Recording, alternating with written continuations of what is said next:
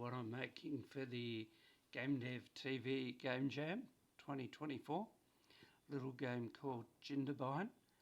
None of these buttons do anything yet, but the new game button does. Now, this is based on a tutorial that I've picked up off YouTube, obviously. This is a slightly older version than the one I last built because I've got the ghost on the front instead of the back. But yeah, Tetris game, that's what I'm making. But it's going to have all its own features. It's going to be a lot different to the tutorial that I picked up. So I started with a design document, which is that one. Number 1 point, make it fun. I hope it is. Lots of other info there. I just spent the first half a day brainstorming what I wanted to do and writing down stuff. So yeah, that was my design document.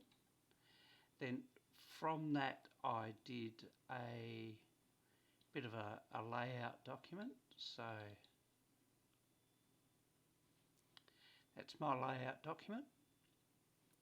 So Tetris style game. There's the board.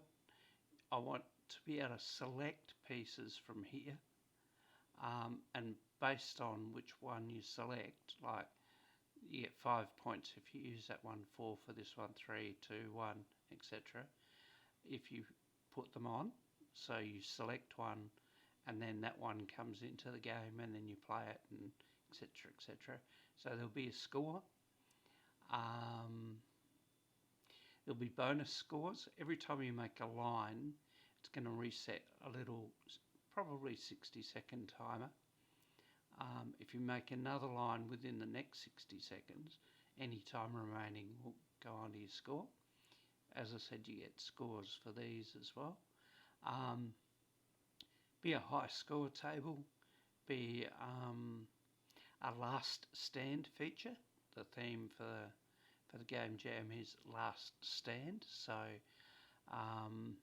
what I'll do, what I'm thinking of doing, so I changed my mind, is once all your tiles are up to about the third to last row, this last stand button will be enabled, and you can spend 10 points from your score to blow away maybe a random number, maybe a fixed number of rows, to give yourself sort of a second chance to get a high score.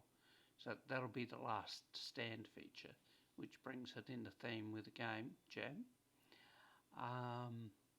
So yeah, that was my little game design document that sort of flowed from the design document.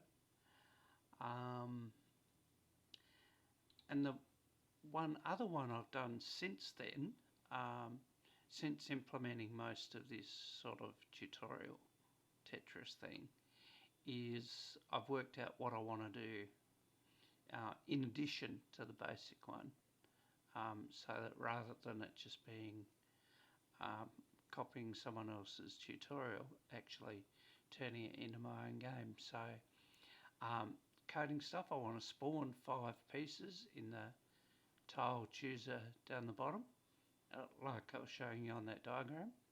I want to drag and drop or select from there to choose the next piece that you're going to use. Add scoring, manage the game over properly. At the moment it just currently resets.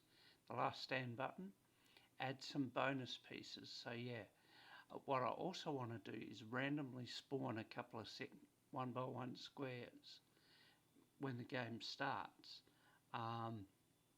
Some of them will be red and some of them will be green.